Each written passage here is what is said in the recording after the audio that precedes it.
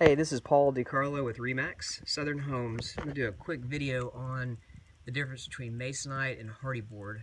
So there's some Masonite installed back in the 90s on this house. And I took a piece that's being replaced and I put it in some water just to show you what happens to it. It is kind of a cardboard-like material once it's been soaking in water. And that does happen when it rains a lot for extended days and so forth. So this is the front. It has a wood grain texture and it attracts insects, and like I said, it does rot and it does burn. This is the Hardie plank or the cement board.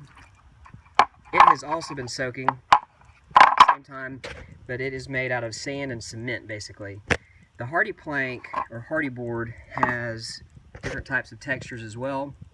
You can get it in different shapes and so forth, but it's fire resistant. It has a 50-year transferable warranty that's limited, but it should last a long time. You do have to repaint it periodically and caulk it, but the Hardie board is, in most cases, definitely a lot better product than Masonite.